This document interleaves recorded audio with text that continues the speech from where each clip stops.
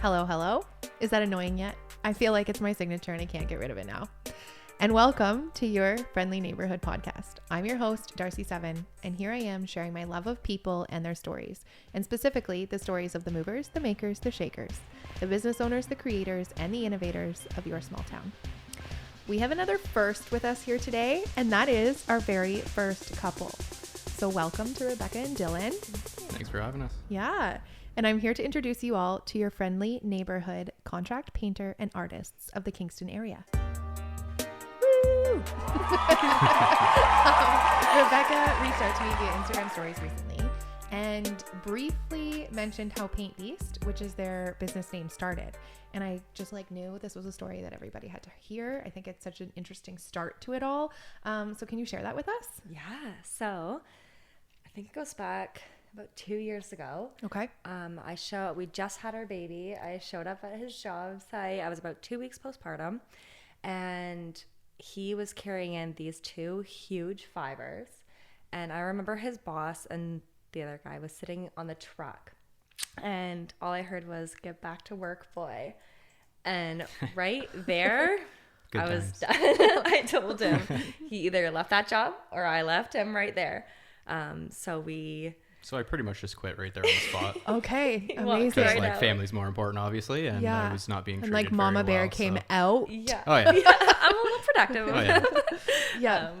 So we didn't know how we were gonna do it, and we knew that it was definitely not going to be an easy process. Yeah. I never painted anything in my life. I didn't even know how to open a paint can, and I knew that we were going to figure it out. Yeah. We hit the ground running, and Yeah. I think it's been pretty good so far. Amazing. I've been painting for 15 years previous to that, so I had a lot of experience. Yep. So she's like, "What do you think about just starting our own thing?" And funny enough, we had a busy board thing that we were trying to do for babies. the fidgets for babies and stuff. And we ended up calling it Busy Beasts. And then just jokingly, she's like, "Well, what if we call it Paint Beast?" And it just kind of clicked, and I'm like, "Yep, that's the one. We're running with that." Cool. So okay, here we are 2 years I love later. that transition. So you walked off the job site that day, came home, lunchtime. and then what was the conversation? Because I feel like that would be instant panic. We have two small children. Yeah. You're just had a baby, so you're not going to work tomorrow. No. What's happening? Yeah, it was definitely reality set in. I think at that moment, when he got in the car, we started driving away, and we were like, "Do we go back and beg for that job back?" What are we gonna do?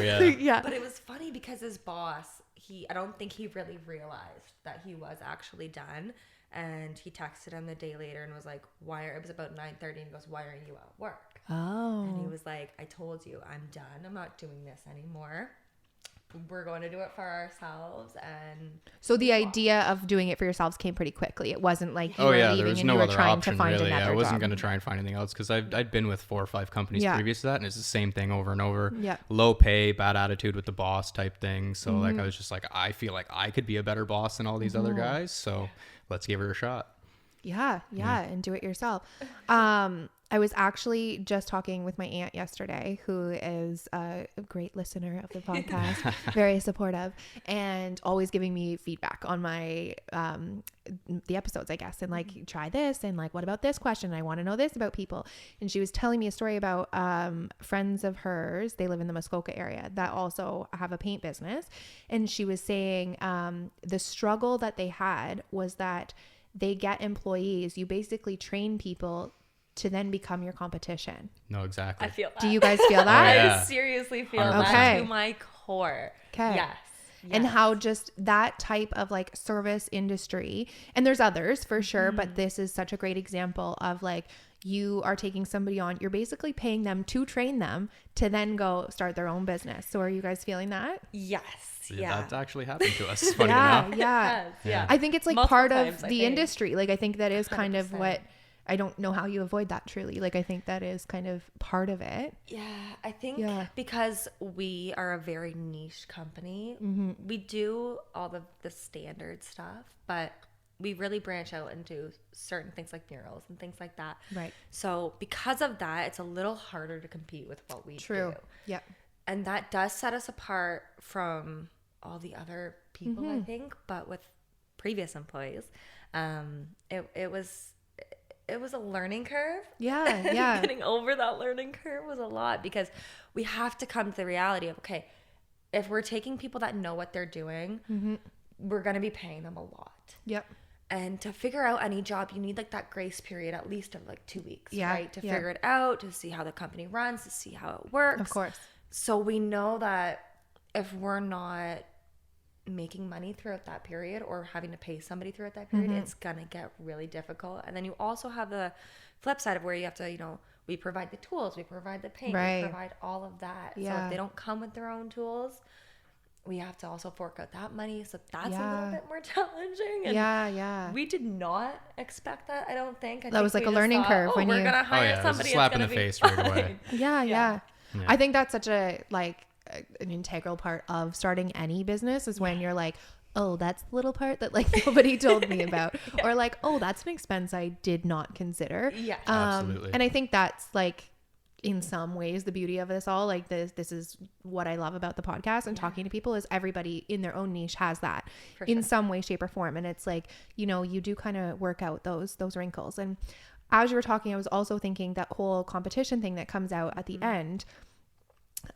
This came up in the last episode I just did. It's come up in lots of episodes, that like community over competition and all of that. And we can believe that and like embody that in so many ways, but also it's still competition. And like, we can't get rid of that. Like, you know, I'm making my livelihood, you're making your livelihood. And if we're both painting, like, then we're competing in some way, shape, or form.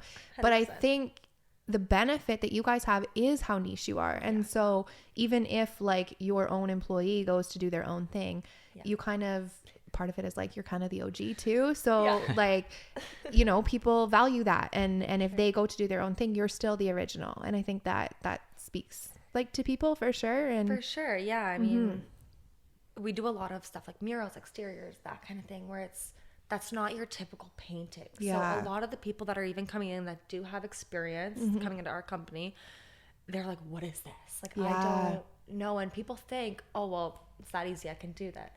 Good luck. There's a lot of hiccups you encounter trying to do a niche, especially with like the murals, because everybody has their own style.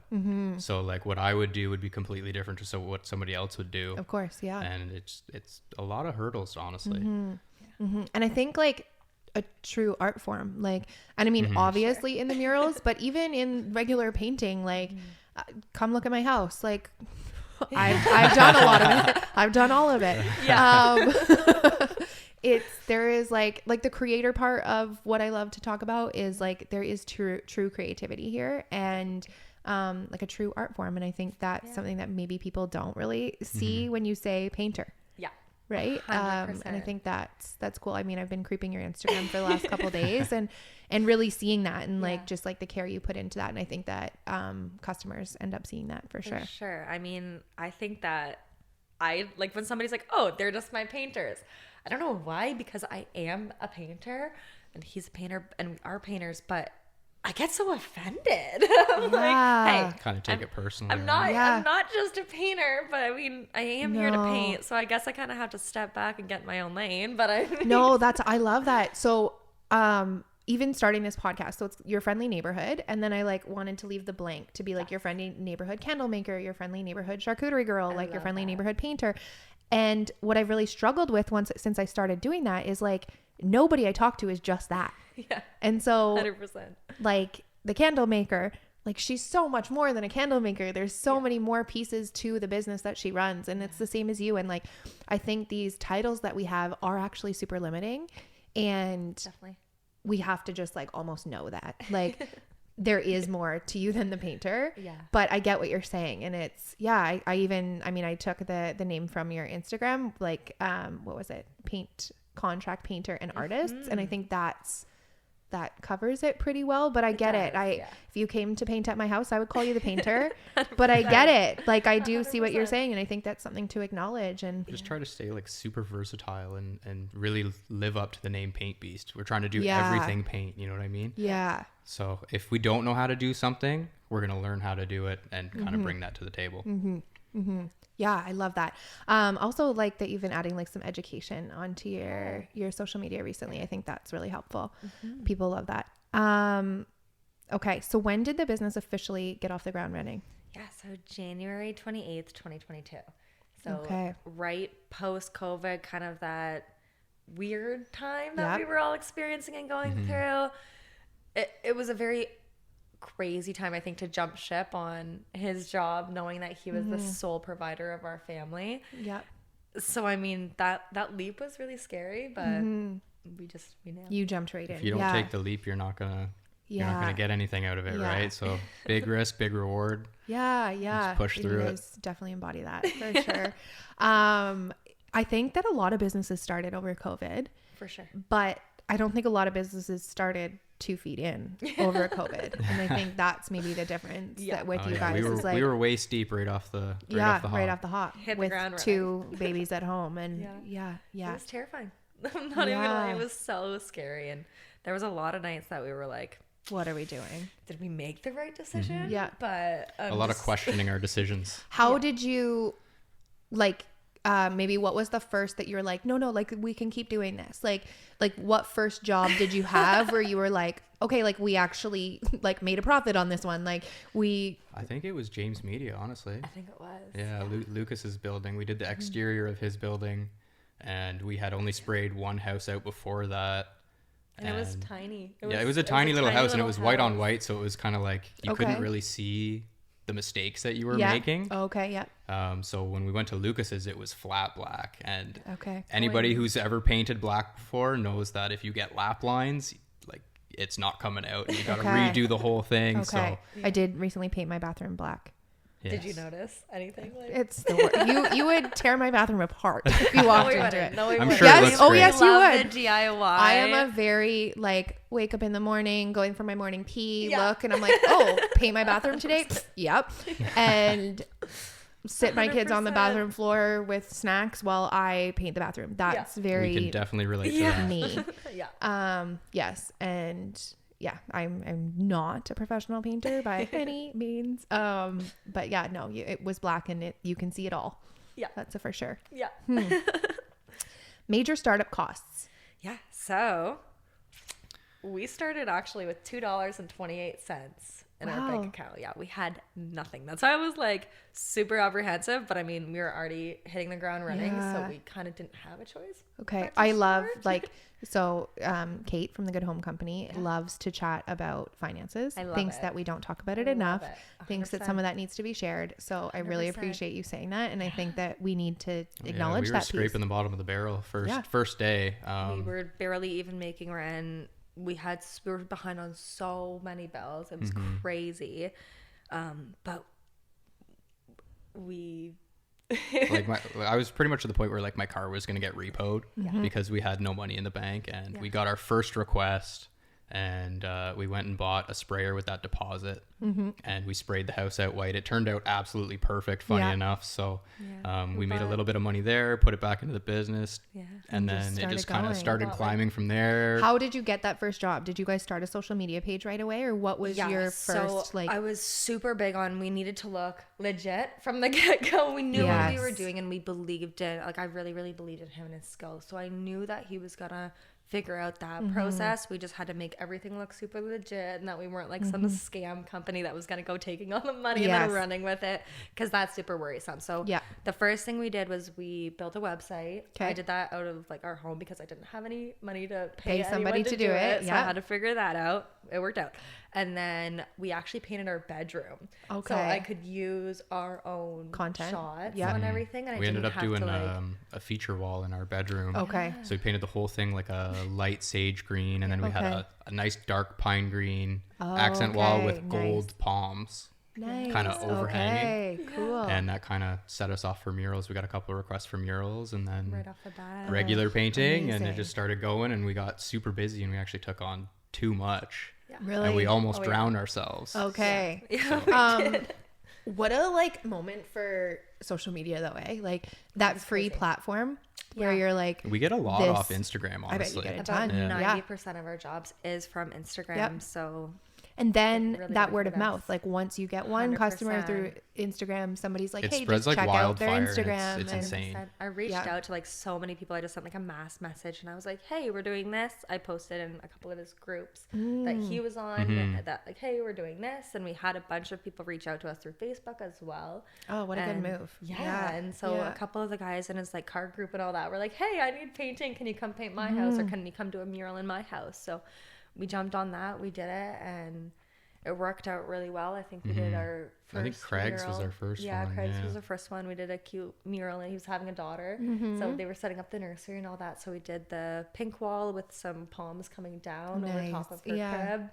It was super cute. And then we painted his garage as well, and that really His got garage us in his going. office, yeah. He had like a Ford theme going on in his garage. Okay, yeah. He was finance super manager cute. at Ford for a while there, so he had the whole like modded out Fusion and a big truck, and it was just really cool. Yeah, it turned out really good. It did. Wow, went so it well. really did take off like pretty quickly Yeah. after that first one. Yeah. What would you say your strengths as a couple are?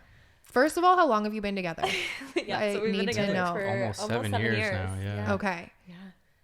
It But was okay, so like 5-ish years before you jumped into this. yeah. So Yeah. we met at Cal Tire. We were both working. Okay. He was She was doing the tires, front I was desk, doing the front desk. Okay. And like right off, I mean, he was hard to get. Okay. Like I've never had that. I'm problem. very introverted most Okay. times. Yeah. Okay. I've Thank kind you of for coming. I've kind of come out of my shell a Thank little you bit for coming now. today. So. Yeah, 5 years ago I probably wouldn't have come. Okay, but well, I appreciate it. Yeah. I was just getting out of a really, really rough relationship.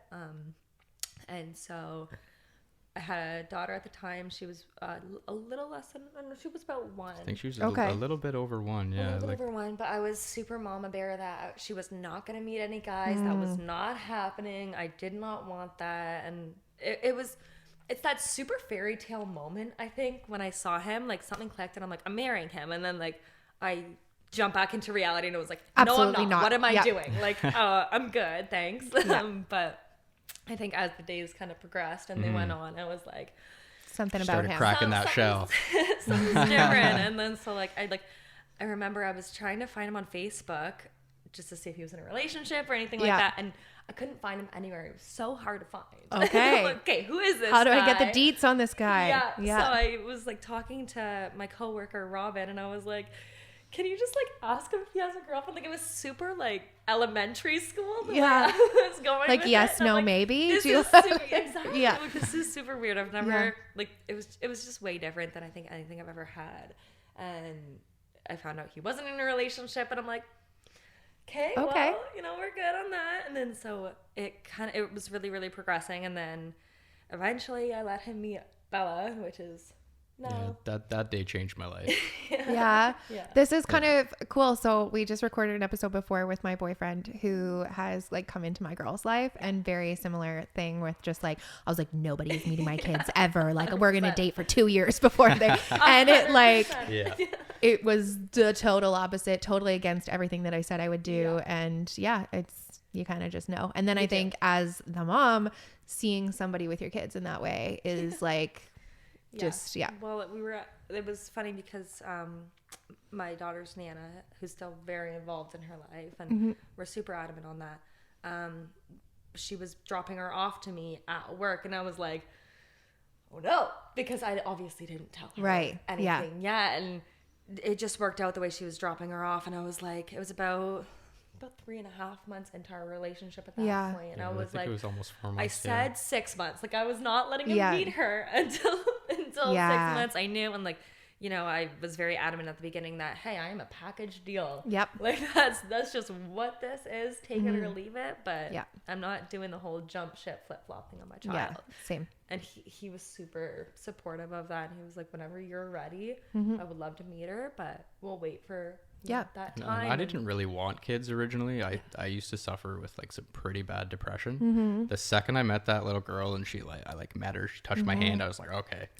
This like actually I don't care about your mom. Something happened, and I was just like, this is kind of the cure for depression. So like I haven't really had an episode since meeting her, and now we've got Enzo as well. So So two babies at home. Yeah. 2 little No, angels. I have had a lot of my own struggles in the last 5-ish years. And I always say like those kids are like you actually just don't have the luxury of No. They're better than, like, Yeah. always say they're better than antidepressants. Yeah. Because they just bring joy to your life, right? The number of times in the last 5 years that I've wanted to go in my room and eat a bucket of ice cream by myself is endless, but I've never done it because I can't, because I have 2 little humans to take care of. And like that, that's a blessing. They like for pull sure. you out of that, and Yeah. they don't let you take that minute. I don't think to be, you know, sad or upset or to really get in your head and really, you and gotta, I think for me, my depression really came from like a lack of purpose. So when I had kids, it was like, now I have a purpose. I have people I have to take care of and just make sure that their life can be as good as possible so they don't go through what I was going through. Yeah. Oh, thanks for sharing that. Yeah, that's really me too. So good match here. Okay, when we look at a husband and wife duo in business, what would you say are the pros and what are some of the cons or the more challenging pieces? One of the biggest pros is she pushes me to be the best I possibly can be. Okay. And sometimes I'm super stubborn. I was just going to say, super bullheaded. So like she really knows how to just approach me properly and get me into the right headspace so that I can complete things to the best of my ability. Yeah. So that's a good dynamic. Yeah. Really What's a con on your end? Like, or like something you guys had to like, it would like, you know, if there's another couple out there wanting to start a business together, what would you be like? You guys got to talk about that first. I think it's bringing a lot of the work home. We can that is a big struggle. It's always there. That's a big We're struggle. always dealing with it. You know, it's not like I'm his assistant and he's my boss. We live in separate houses. We're texting back and forth. We're fighting back and forth in the middle of the kitchen I can like recall countless nights cooking dinner together and we're just kind of like screaming at each other about the job earlier. Business. So I actually thought about that when I was coming up with some of my questions is that, so like the dynamic I'm in, I'm a business owner. My partner lives with me and I have 2 kids and there's like, when you're a small business owner, it really does consume your life regardless. Every second of it. And so there are times that I'm like, oh, I got to deal with this. Like I've got a message coming in. I've got a request coming in. Like, give me a second. 100%. I need to do content, like whatever. Yeah. But for you, that is everything. And it's like, how do you separate relationship, parenthood, business, home life, fun? Like you have like all of these categories, all these little buckets that need to be filled and in some ways separated. Yeah. Do you feel like you've figured out how to separate it or not really? Definitely not.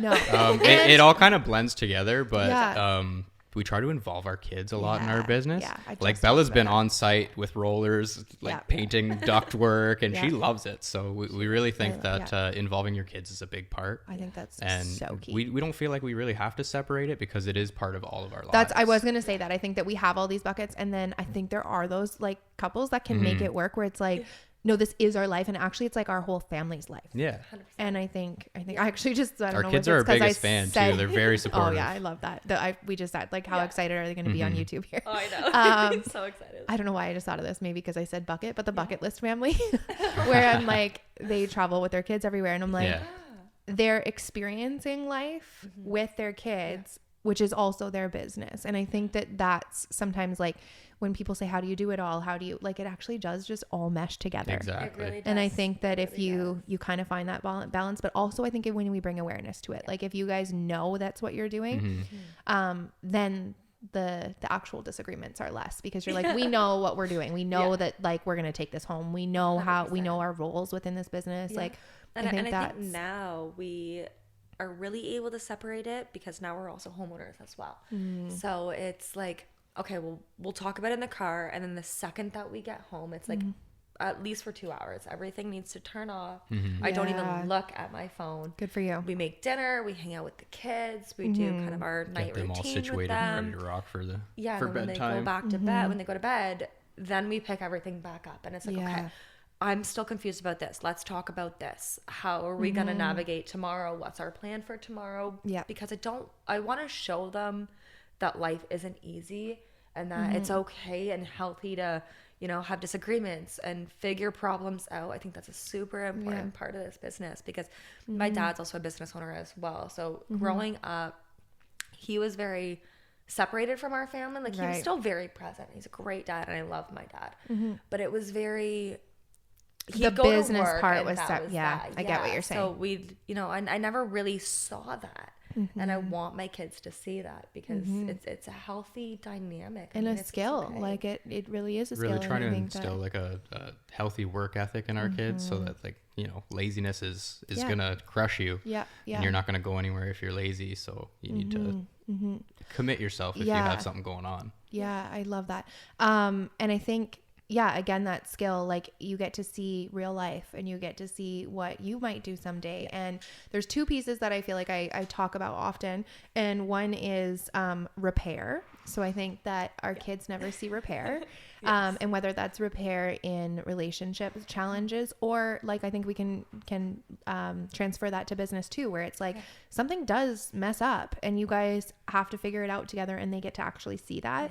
And so a lot of kids see conflict, but they don't see repair. And I think that piece is really, really important. That sounds like you guys are doing. And I love that. I would agree. Other thing that I love hearing is I do think we grow up hearing the career choices we have are like one of 5 options, kind of. Definitely. And it's like, and it's a direct path. So it's like you finish high school, you go to school, you become a nurse, you become a doctor, you become a dentist, you become a police officer, you become a firefighter. Maybe a lawyer is also in there. You've hit a couple of those. It's very like that. Those are our options. And I think that we really aren't, as youth, like exposed to enough career options and like what are your options to make money in this life. And I love that you're showing your kids that. That's something that I feel very proud of. Like my girls sometimes will be like, I'm gonna make charcuterie when I grow up and I'm gonna be a cheesy pear girl. And it like makes my heart like, I'm just like, oh, like I didn't have that example. Like my dad was a 100%. Firefighter.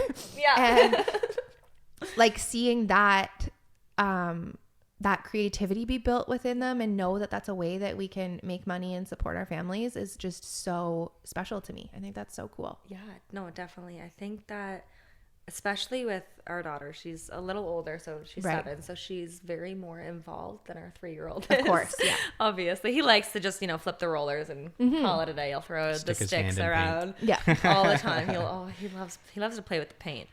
But with our daughter, I'm very big on letting her know that all of my previous job experience and everything I've ever done has led me up to this job.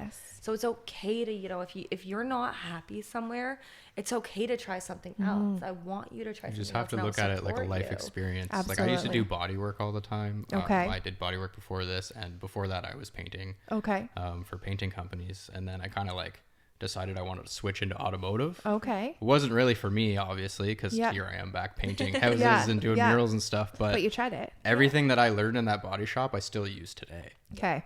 This is, so I did like career counseling for a while. It was like a big part of my job. And my like go-to is transferable skills. And we talk a lot about transferable skills being like, I used a cash register here and now I can use a cash register here. And I'm like, no. Like the like under the surface soft skill that can then be translated to any walk of life. And I think that having that perspective on like the past experiences that you guys have is what's making you guys so successful now. Definitely. I would agree with that. I definitely agree with that. Yeah. What a great perspective. What was a real moment of success for you in business so far? Oh man. We took on a really big job that was probably almost too big for us because we were just 2 people. We painted the Rio can. We did the Rio can in Kingston. All of C block from Carter's all the way down to Little Caesars. Oh wow. All brush and roller. We weren't allowed to spray during the day because it's such a busy place. It was a long one. So we did it in a month and a half, all 18-inch rollers and 3.5-inch brushes and we were scissor in the lifts. back of the car and trying like we were working over 100 hours a week. Sleeping just in the back of the van. Well, we did have some employees, but we obviously didn't require them to work that many hours, but we knew that we had to put in a little bit more effort because we had to get the job done. It was exterior, so we didn't have the luxury of, you know, being inside. It was either we did it in the warm months, just buckle down and do it, because I think we started that job at the very end of August. So we started doing Ren's Pets at the very end of August, and then so we were originally just contracted to do Ren's Pets, and then one of the other crews ended up jumping ship, And they're like, hey, do you want it? And I was like, okay. Yeah, like, sure. very naive of me. Hey, But Rebecca, guess what I signed up for? Well, actually, I signed us up for yeah, it, but she signed us up. But right. it was like our house. Yeah. yeah, it was crazy. And it's all stucco. So we'd never painted stucco before. Right. And it just sucks up the paint. So we Okay. thought, okay, 2 coats will be good. We ended Yeah. up putting like 4 coats on some of them. Wow. And then we were in direct sunlight. And the paint that we were using, we had never used before. Right. So you get crazy roller lines in direct sunlight. So we had to do everything in shadow. And our block got the most sunlight. So it was a huge challenge for us. Yeah. What a learning curve, though. Yeah. Like, I feel like It leveled my painting it skills definitely up tenfold. Okay. Like I can paint so much faster, such much like much larger buildings. Yeah. And I think like we for got our managing- lift tickets Yeah. we didn't have before. So Yeah. equipment use we leveled You up got to there do too. that. So Wow, it was yeah, what a great good learning opportunity. experience. Financially, was that a big one for you guys It was a too? win. Yeah, it was a win. Yeah. At the end, during, almost sunk us. Right. Yeah. Having to like going back to having to figure out employees and all that. It was we hired people that weren't as experienced obviously Right. as we were, and It's almost a panic hire at one it point. was Yeah. very much a panic hire. So when we had to do that, we lost a lot of money Okay. trying to do that, but it did benefit us because there's nobody else in Kingston that can say they painted 3O can. Yeah. And that's It one was So all do you- Toronto companies. Do Yeah. you have like static employees, or do you hire based on job? So we have one employee, well, technically 2, but one employee, but she does not paint. She's actually our nanny. Okay. It's my mom. Yeah, we Okay. retired her. Cool. Okay. What was We it, retired last my year, I mom think? Last year, Yeah. yep. When we started to really Amazing. take off, she was like, okay, we bought a house in July. Mm-hmm. And that's, I think, when everything really came down to. We bought the house on my birthday. We placed the offer. Okay. So June 7th. It was funny how that happened. He was at work and we were looking for a I love little this bit, story. and I was like, okay, I needed to go get my daughter in like 15 minutes. So I was like, I'm going to check MLS really quick. So I jumped online, and the guy that was showing us showed us a previous house about a week before. He posted on MLS a new house, and it was right where we were looking. It was about 10 grand under our budget. And I immediately jumped on it. I called him and I was like, I will place 1,000. Like it was listed for $390. I was like, I will place a $400,000 offer, sight unseen. I want this house, and I know I want this house. Wow. I had no idea. Basically, He had no the idea. same as how you felt about Dylan. Right? I just jump I into see things. this boy. I want this boy. Getting up. Yeah. So well, it She was wants funny 'cause- something, she gets it. yeah, I called him and I was like, hey, I want this house, sight unseen. I don't care what's wrong with it. I will fix it. And he was like, let's take a step back. Let's Let's breathe see the house for a minute. first. Let's see Yeah. it. Let's get in. Let's figure this Yeah. out. Let's see if you actually like it. And I was like, that's probably a good idea. Okay, We thanks should for do that. thanks for bringing Yeah. that logic in here. So Dylan came home and I yelled at him downstairs because I was upstairs, and I was like, I just bought a house with your money. And he was like, what?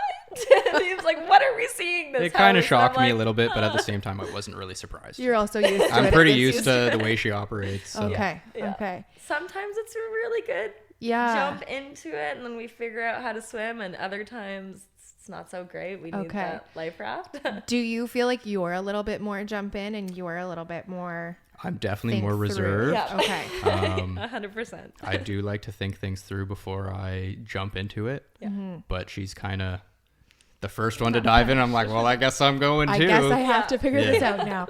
Okay, I think that's a good balance Yeah. though. Okay. It could be dangerous if you were both that way. Yeah, it definitely. Yeah. He brings me back though. He reels me Yeah. in a little Yeah, bit. it grounds you a little bit. I hear that for Yeah. sure. What would you say are do you have like a big scary goal with your business?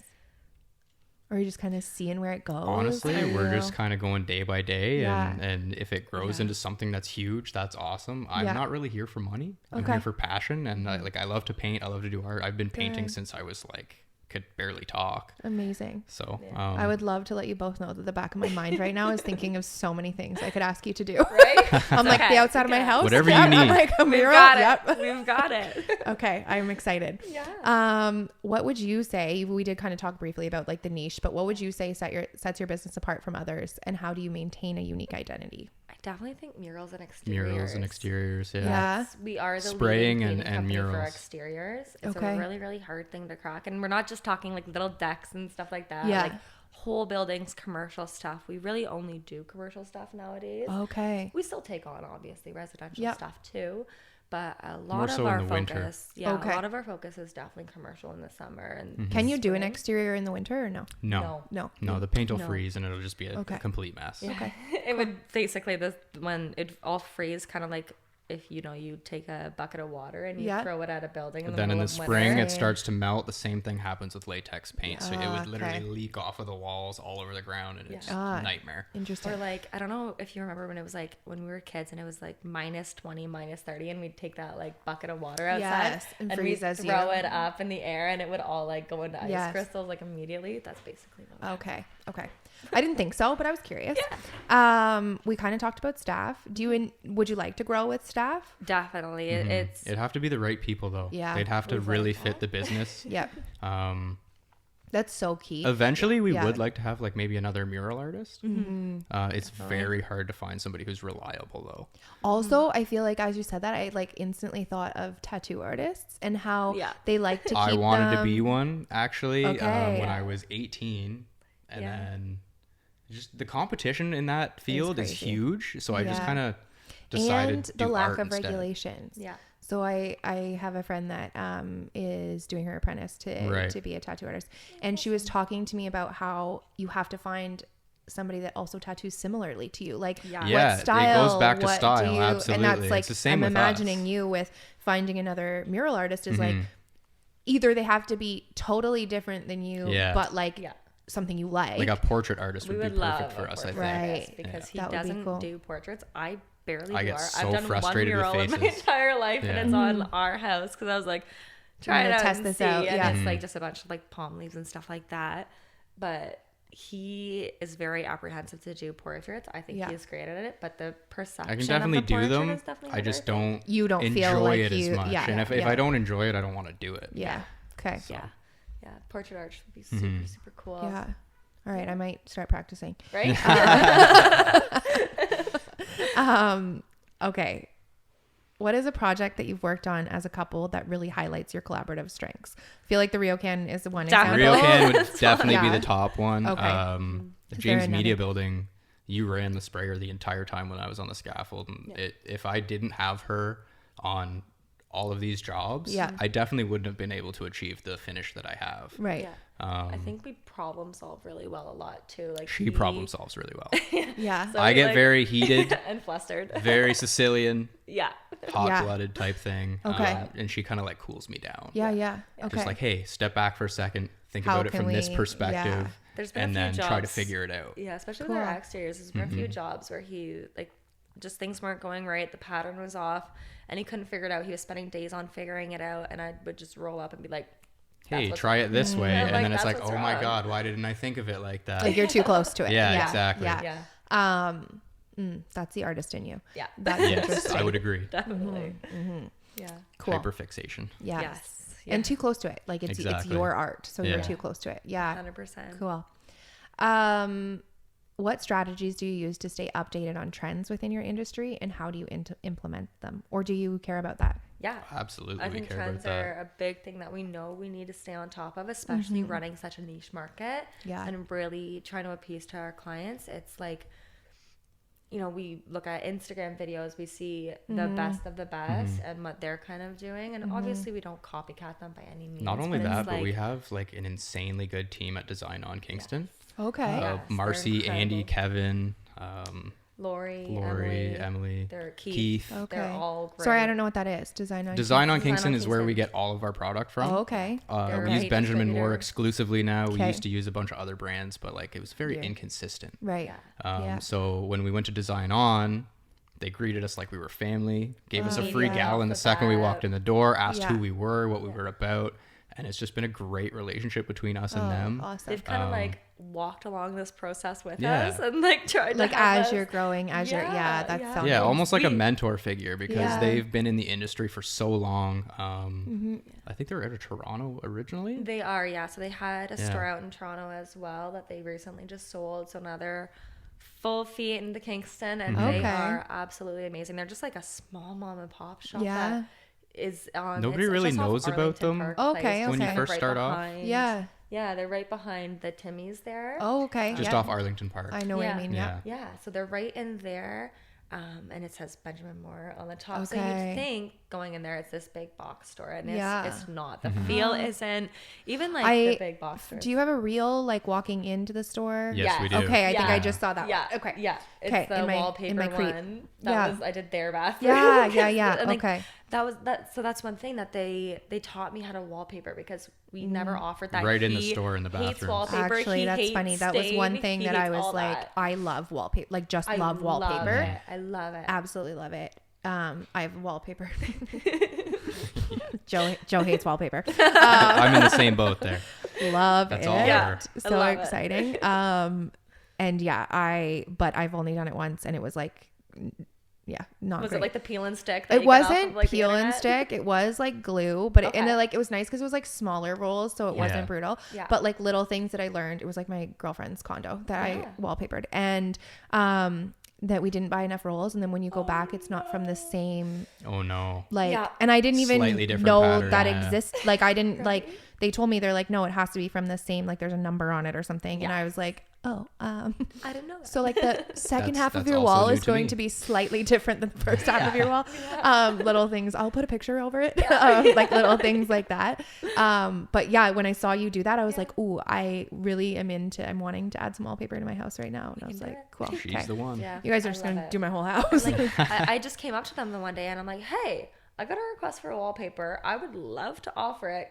Can you teach me? And he was like, yeah, sure, come do my bathroom. Andy is amazing. Wow, yeah, what a great relationship. Yeah. Cool. And they're kind of like our adoptive mother and father. Yeah. They're our paint parents. Yeah, you're their little paint parents. Your little proteges. Yeah. I run to them for everything. So cute. Wow, yeah, no, that's so nice.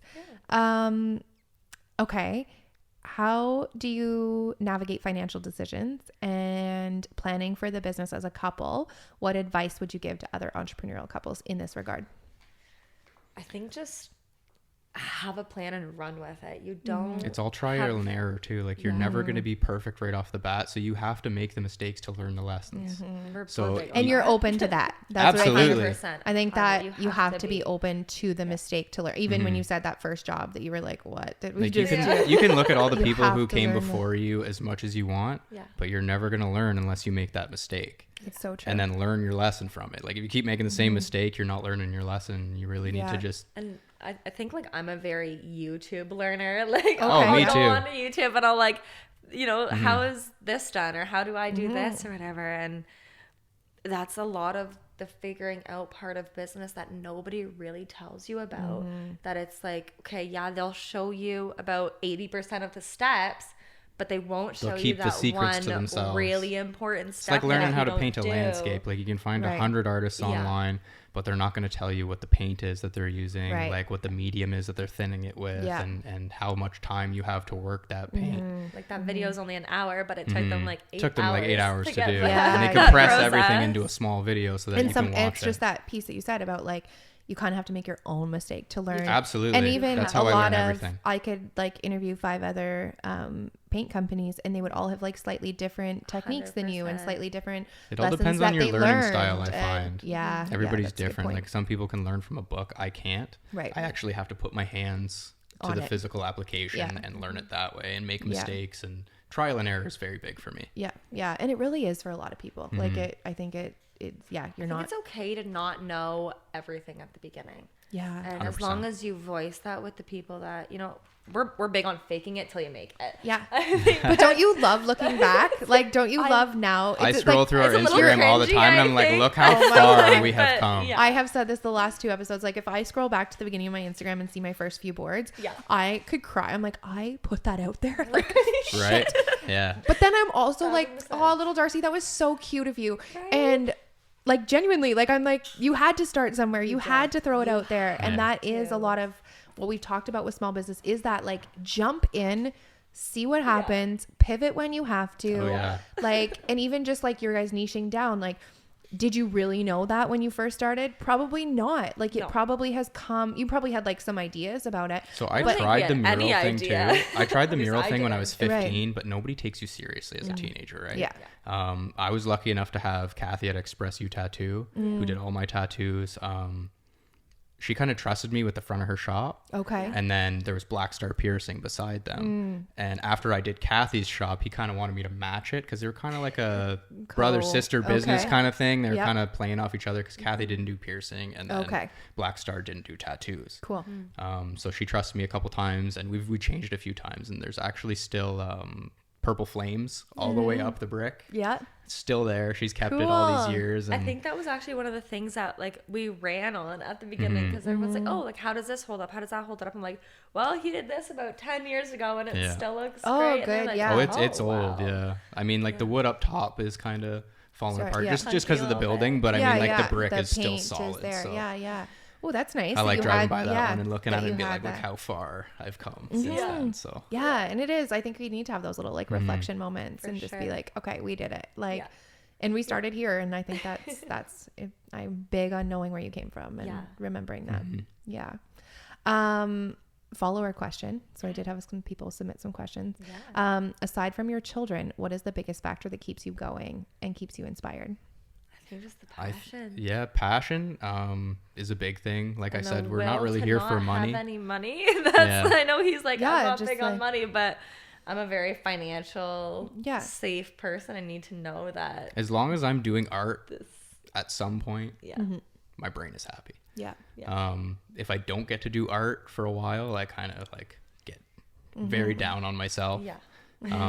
It is so funny, you guys talking. I feel like if you smushed you two together, it's me. Right? I'm like, I have both of your sides so strongly. Yeah. I definitely have like creative, an artsy side for sure. I do paint also, but not like watercolor. Like I'm not. Get like the paint watercolor's samples. great. So we actually just learned how to do watercolor technique like on the wall, cool. right? We use all these like little paint samples from Design On. It's Benjamin Moore paint, still Ben Eggshell, but we use those on our art projects. I don't know how much acrylic paint you've tried. Yeah, not like so it gums up very fast, and blending it is difficult. Right. Anybody who's an acrylic artist knows that you only have a certain amount of time unless you put like an extender or water in it.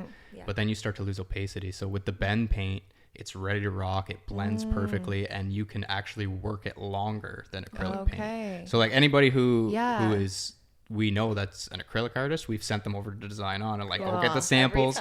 They're like $5 for a big thing because at the art stores they will charge you almost like $60 for a little one of those. Yeah, you're right. So I mean, and you can get any color throughout their whole line, and I think there's over like 1,000 colors there. Yeah, you have to be. No, I think that's great. But I really hear you, Dylan, on that. Like, you need to create to feel fulfilled. Oh, absolutely. Yeah. Like it's not money for me. I have to make things. Yeah. Otherwise I just like, I feel like I'm betraying my talents and I get very depressed. Yes. I could get emotional sometimes when I think about, so sometimes I fall asleep at night and I take a minute and look at my hands and I'm like, holy shit, look what your hands did today. Yeah. Right? And that is like so cool to me to be like, these little hands did all of this today. And sometimes it's artsy things, but sometimes it's literally like, these little hands made dinner for your kids today. Like these little hands did this. And like, I've always been that way, that I'm very like, what can my hands do in a day? And I think that's so cool. And I also have a very intellectual side, very like the more like financial planner, that piece too. But if I don't fulfill the creative side, I definitely feel myself fall into a slump. Exactly. And so I get that piece of you for sure. But then I also have your like planner a little bit like, but it's funny because you're a planner, but can still jump in. And I see that too. Yeah. That's interesting. She'll tell you she's not good at murals, but the one she did in our house is pretty fantastic. Is it good? Oh yeah. She doubts herself a lot. And I'm just like, man, you got to stop like getting in your head. Just do it, finish it. Yeah. So I do think it has something to do with labels again, where it's like, you don't want to label yourself an artist. Oh no, for sure. I think that was like the biggest thing I said throughout the piece I was doing. I was like, how does it look? I mean, I know I'm not an artist and I'm not pretending to be, but like, I'm just sitting there like, what are you talking about? You're totally an artist. You're creating right now, and that's art. Like, any kind of self-expression is art. I was like, do you feel like this all the time, where you just like get in your head and you're like, oh, I hate it. I think it's these labels that we give ourselves, though. Like, I grew up a competitive swimmer, and I remember my dad saying once, like, well, you're an athlete, and I was like, what? Yeah. I'm like, I am not an athlete. And he's like, you're swimming 9 times a week. You are an athlete. And I was like, no.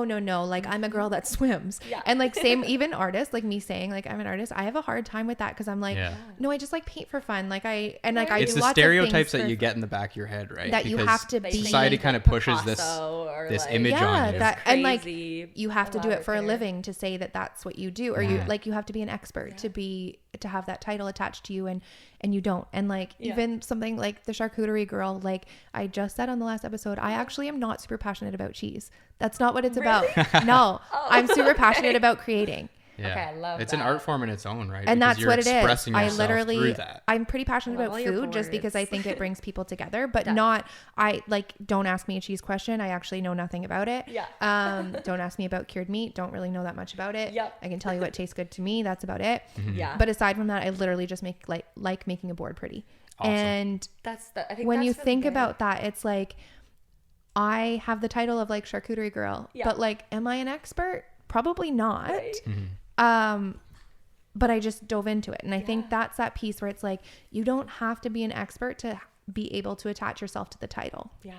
I think that really speaks to me, because when we first started, I remember like, it was like our second or third job in, and we were painting this woman's house, and it was an interior, and it would have been Marilyn's house, I believe, on the island. Yeah, I think so. And you know, she was talking to one of her friends on the phone, and she was like, oh, hold on, I gotta ask my paint expert something. And then she asked me the question, and I was like, what? Like, this is my first day touching a paint can. I mean, I had to dive in and figure everything out, and like, I was playing Dr. Google like crazy. I think that was the first job you ended up cutting walls in by yourself too. Oh, I remember that. I was like using like the tape line, because we are so big on not using tape. I just walked up, I ripped it off the baseboard. I was like, no, you're gonna learn the proper way, or you're not gonna do it at all. You gotta make the mistake. I put it back down, and I was like, no, like, this is how I learned. So I was like cutting it in, like not trying to hit tape, obviously, but that was really hard. But it was a reality check where like somebody was behind me that wasn't my family going and thought you were the expert. Clearly I'm doing something right, if because this woman thinks now that she can cut walls like no tomorrow. Everything. She can keep up with me. No tape needed. It's perfect. I think that is such a like something I hadn't thought of, but just that piece where you're like, if you're doing it, you actually are. Like, you don't need to hit a threshold. You don't need to hit like some statistic. You don't need to be in the newspaper, like have artists behind your name. You are an artist. Like, that's what you're doing. And I really like that. Kind of leads into the next question, sort of connected. So do you consider yourselves creatives? In what other ways has creativity shown up in your life, or any prior businesses? So I feel like, Dylan, I kind of know like art has obviously been part of your life forever. Like it's definitely in my blood. My grandfather was a master carpenter and carver, so he would do like these crazy roses out of wood, and I would just sit there and be like, I want to do something cool too. My dad played guitar for a living. Refused to get a regular job. It was just all guitar all the time, and I think I really took that passion from him. Oh, cool. My aunt would draw all the time with me. She would get me art supplies every Christmas, every birthday. It was just sketchbooks, markers, pens. So it's definitely been in my blood since I was young. What about you, Rebecca? I don't think I thought of myself as a creative before doing this. I was very much like, oh, that's cool. How does somebody do that? And then that would be it. You know? I never pictured myself doing this. And even when we started it, I didn't really picture myself, you know, doing what I'm doing now. I was just supposed to run the books. That was the whole idea. That lasted about 2 weeks. It did, because we realized that we were taking off a lot quicker than we anticipated taking off. And you needed more hands. And we thought we were going to get like 1 or 2 jobs a month, and it was like almost 5, 6. Wow. And we were like drowning in them. We could not. Like the second month in, I was like, I don't know how to do this, but I guess I'm going to learn. Like, it was super, super foreign and super weird trying to navigate through that process. But I mean, now I definitely see myself as a creative because it's like the proof in the pudding. I'm able to see, okay, I did that. We go by, like, it's like the kids that, you know, have all the trades dads that like are in construction, and you go by with your, like, I built that. You know, I put a bathroom in that. I tiled that. Now I'm like, we drive by a building and I'm like, I painted that, you know? Yeah. So yeah, I that. think that now I definitely see myself as a creative versus before I just did like the basic. So I left an office job in September, and prior to that,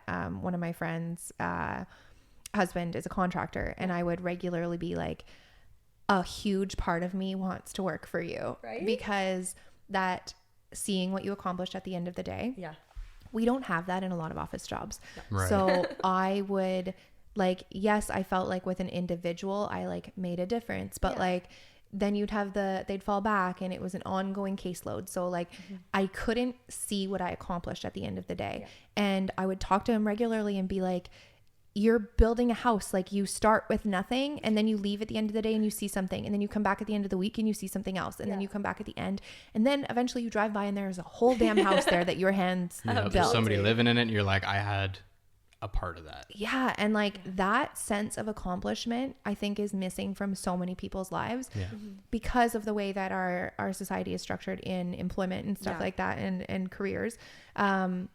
And maybe not everybody needs that, but I do think a lot of people probably need it more than they know. But definitely. Just that, like, do you see what you did at the end of the day? And I think that's such a cool part of the job that you guys have is, you know, you get to drive around with your kids and say, we did that. And then that own self pride of like, wow, my hands did that. Yeah. And now, like, I think we drive by, we've said so many times, I did that, I have this and there. Now we just drive by the places and our daughter's like, you painted that, look what she tells all her friends. All of her friends. She so goes funny. to school. So we cool. offer free graffiti removal for small businesses. Yes. And like all the time we drive downtown and she's like, Mom, can we go into there and offer our services? Oh, that's so cute. She just wants to help. Yeah. I love that. That is so cool. Yeah. Such a family thing. I think it is. It's really cool. Totally. Okay. You kind of mentioned this actually earlier on, boundaries within your relationship, business, family, those kind of buckets that we talked about that are kind of all like bleeding into each other. I feel like you kind of set that one where you're like, the 2 hours when we get home, we're like out of business mode. Are there any other boundaries you guys have set within the business, do you think? I think within our business, we don't use client provided materials. That's our biggest thing. Mainly just because we can't guarantee that your material is up to a standard that we hold our business to. We warranty everything as well. So everything has to pass our warranty check. And if you're, you know, buying paint at another retail store, I can't provide that warranty. We find that a lot of like hardware stores that mix your paint for you. If you need an extra gallon, you go back, somebody else is mixing your paint who didn't mix your original batch. Just like the wallpaper. If it doesn't come from the same cut, it's going to be different. And even if it's slightly off and you need to do some touch-ups, you got to repaint that whole wall. I think we've recently had that where we were painting a house and the people were moving. So we were trying to color match with their paint that they still had down in the basement. That was the second house we did on Howe Island, I think. So the paint sat in the basement for about 2 years, 3 years. So obviously it had 4 or 5 different brands too. To it.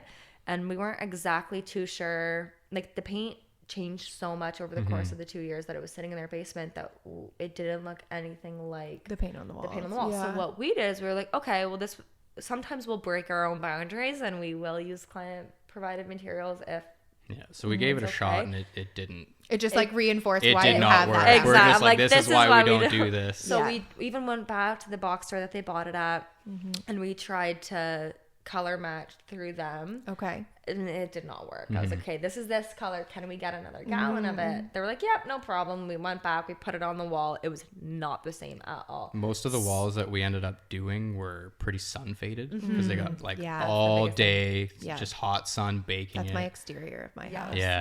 That's a and we were big trying to like blend it into the previous color. So what we had to do, instead of just going, okay, no, we don't buy or we don't use client bought material. We have to buy our own to know what we're using. We had to like cut an entire square out of I remember cutting it out wall. from behind their bed so that like they could just push it back and pretend it wasn't there for a couple minutes. And then we brought minutes. it to Design On and I was like, this is what we have. Are you able to match it? And Kevin was like, because he's so used to our requests because we come in with a lot of requests. The guy's a wizard. He can match anything. He's incredible. Cool. So he was like, what are you doing with this? First off, where is this going?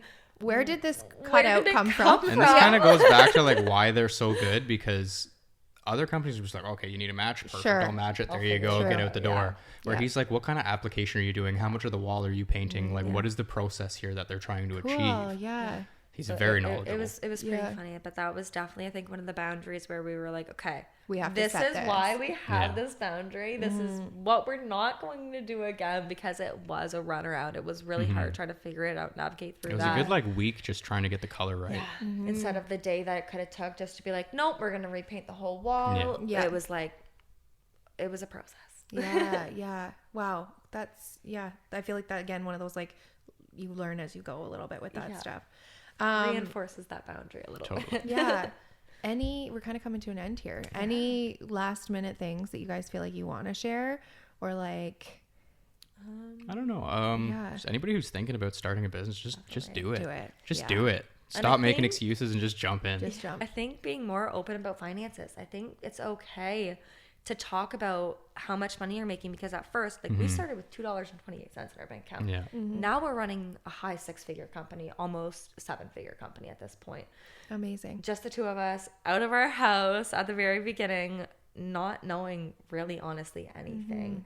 And it's pretty surreal, actually. I hope you guys are really proud of yourself. I think every day. And I think our kids kind of reassure us that we are doing the right thing. Yeah, I think we need to be open and talking about finances more, because we've surrounded ourselves with a lot of people that have their head goes. Like, I come from GAN. So, 4 years ago, if I were to go to anybody in my small hometown, I'd be like, oh, I want to make $100K by next year. They'd be like, good luck, you're Rebecca. crazy. Like, let's reel it back in. Like, you're working at Cal Tire. Like, what are you doing? And that's not going to happen.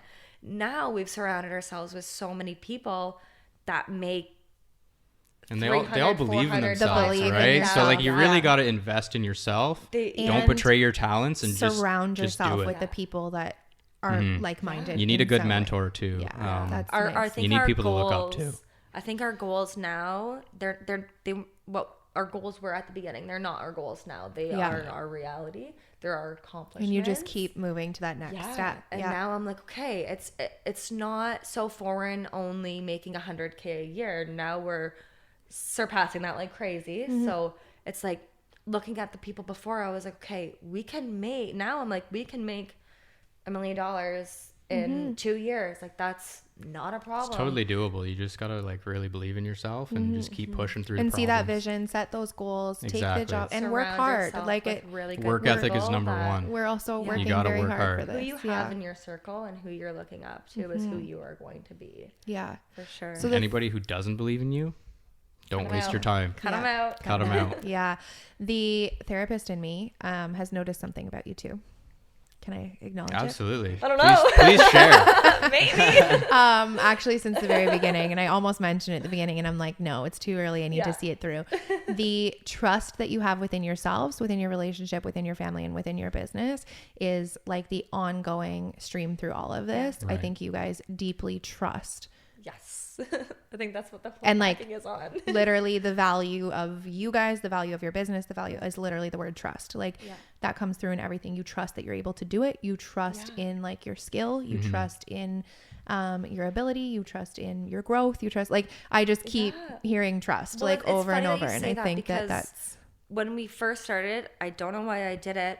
We are huge on trust. We want our clients to always trust us. So on every single quote I put, it's thank you for trusting Paint Beast, or thank you for your trust in Paint Beast. I didn't even know that. Yeah. Or like, thank you for trusting us with your space. We always put that at the very end. It's like, because it's hard to trust somebody you don't know to just come in and completely change everything that you see around you, right? It is. Yeah, you are trusting. And when we're paying money for things, like that's a big deal. But I think you guys have a lot of trust in yourselves, in your business, in each other, in your family. And I think that really shows through about you guys. And I think you can now my business mind is coming in. You guys can play that up even more. Like, I really think that's a huge component. It's all about trusting the process. Yeah. It really Just is. trust. Okay, a question I ask everybody. I would love a different answer from both of you if we could get it. Who is an account you're loving following right now, or a small business that you guys did shout out your painting. Can you say their name again? Sorry, Design on Kingston. Design on Kingston. Okay. They are. You did shout them out, but just something that you're like, oh, I'm loving this business, or I didn't know about this, or right. So I'm loving Moxie and Mine. I love Moxie Mine and Thrifty Girl. Yeah. Which I learned from, and I was at first, with the blended company, I thought that they were just all one thing. So did I. So I just did Moxie and Mine. I had her on here. Episode, Actually, by the way, that was her follower question. And I too thought that they were partners, but they're not. Yeah, so they're both individual sole proprietors of those two businesses, but working in the same space. They're incredible girls, and what they're doing is absolutely fantastic. I love all their content, and their content I think has just being so open in front of the camera, because that's my biggest thing is I'm scared to be in front of the camera. I don't like it. Yeah. And it's a very big learning curve for me. So I think just with them constantly posting videos, it reassures me that kind of pushes you to do it yourself. I can give you any tips. It's literally practice. Yeah. Like, do it 5 more times and you're like, I just don't care enough to care anymore. Take 20. Well, it was funny. I was posting an informational video, which we've never done before. I was posting that on our Instagram, and he was sitting in the opposite room, and it was getting close to the time where we had to leave, and he was like, okay, like, you're done. Got it. Let's get a move on here. You're fine. Just say it. And I'm like, okay. Moxie and Mine, they make it look so effortless. Yeah, no, that is. And gaining inspiration from other people. Yeah. Dylan, are you on social media yourself? Yes. Okay. I don't really use my personal accounts anymore because we're so invested in the Paint Beast thing. Yeah. But for me, I think it's James Media. Okay. He's been a huge inspiration to me alone. Lucas is like big mentor of mine. Okay. Steph is definitely his. Steph too. Jake, his brother. Not only that, but they're constantly just reassuring us by liking all of our stuff just and commenting and just making us feel like we're doing the right thing. It would definitely have to be Lucas. Yeah, I want to run on that a little bit for a second. Yeah, Cadeau as well. We kind of said that before we started actually recording here. Is that like when you are putting yourself out there creatively, it's vulnerable. It is. And you're putting your art on a wall. You're really worried about what are people going to think of this when I put this out there? Yeah. And I think it's a weird divide where it's not like you're an insecure person and you're like, you need that validation that way, but like we do need validation for the stuff that we're putting out in this world, and like 100%. The likes, the comments, the support, the jobs and stuff like that, like it's valuable because it lets you know that what you're doing is worthwhile. So it's not like, oh, I need that because I like need to feel pretty or like something like that. Like it's deeper than that. It's not the superficial likes. And I just said to you, like in the last 24 hours, I've had like a couple encounters with people that are like, oh, I'm listening to your podcast. And I'm like, what? Like me? Like, okay. And I had somebody send me like a beautiful message yesterday that they love listening. And I was like, oh, okay. Like, and it's just that like little bit of reassurance that like, oh, what we're doing is like what I am like vulnerably putting out in the world is getting the feedback. And so I guess that's almost like, yes, we need to acknowledge that as business owners, but then also to the people following, like, please do tell us. Like, I remember actually when Alicia and I started and we finally had somebody message and be like, we absolutely loved your board. Thank you so much. If I could make a suggestion, like maybe add this next time. And I was like, I will never order from another small business without saying thank you. And like, yes, definitely. Only and because always pay full price. Always. I hate when people are like, oh, they're my friend, I'll just get a deal out of them. It's like, you want to support your friend. Yeah. You want to make sure their business thrives. Yeah, that is a really big one. But just that piece of like, I think when you're the customer and you're not in small business, you don't know that. I don't think anyone's doing maliciously. You wouldn't really think of it, right? I wouldn't have thought of it. I would be like, invested in that yourself. Giving me a service, you're giving me a product. Thank you so much. Bye. But that like, when we're creating the boards, like Alicia and I were in my kitchen, like creating these boards, like handing them out. And then people were like, thanks, bye. And then I'm like, well, did they like it? Like, was it gross? That's like, a piece of my soul. You're not going to give me any feedback. And then you never hear from them again. And you're like, maybe they didn't like it. What And did like I maybe do I'm wrong? doing Start to Like, question it keeps yourself you up almost. at night. yeah. And so maybe that's like, if we can give any little bit more advice to support. followers, like that's the kind of support that Yeah. small businesses Absolutely. need. And that like It is, just that after you validation. take the product, the service, whatever it is, then provide the feedback, you know, like Yeah. a month later, if your customer was like, hey, like every time I walk in my space, I am like, joy is brought to my family Yeah. because of this mural. We actually How had nice would that be? I know we were talking earlier about Fractal and you being friends with Blaze, and we love Blaze. But Dave, Yeah. he messaged us Oh, 2 days ago in Grayson's room. Yeah, Yeah, we did a mural in his son's room, a hockey Yeah. mural, and he took a picture. It was about 8:30 at night, and he took a picture and he sent it to us, and he was like, just putting my son to bed, and like Just admiring the lovely still love artwork. them. And that's like one of my favorite amazed by pieces, your I think, artwork. too. And I'm like, I love that. And now I've gotten so big into like messaging my clients that we've dealt with like a year or 2 years ago when we first Yeah. started, like how, you know, How's for it a holding up? ceiling. How- So we yeah. did like an industrial ceiling in our first one last year, and I messaged him a few days ago and I was like, hey, it's been a year since we did your ceiling. How's everything holding up? Does it Yeah. still look okay? Yeah. And we're always big on exceeding expectations. Like I don't Yeah. want to just meet your expectations. I want to exceed them. Yeah. And I think that's what really sets us apart Yeah. is wanting to exceed everyone's Yeah. expectations. And I'm big at following up. And I think, I don't know if it's just for the validation that I need, that like, hey, Partly, but I do also you think still like me? as Or, the you customer, know, if is I'm this still imagining good? customer view, I'm like, the fact that you know when you did a job a year ago, like thanks for staying small. 100%. And that's what I think is, I think people love that. I think You have to that stay that's- connected to your audience, I do. feel. Yeah. And genuinely, you Yeah. know, like, yes, Yeah. we can give that business advice to other business owners, as Yeah. you know, that follow up is so key, but like, that's genuine. And it's that, sure, if it kills two birds with one stone, like that, Right. then we love that, but it is genuine. You do want to know how it's holding up. And I think that, yeah, I didn't intend on going there, but I love that we did. So Yeah. thank you. Thank you. Okay. Yeah, Well, thanks for thank you having us. guys That was so much awesome. for being here. I had so Thank you much for having fun. us. Love this conversation. Thank you for being here. And XOXO, your friendly neighborhood podcast host.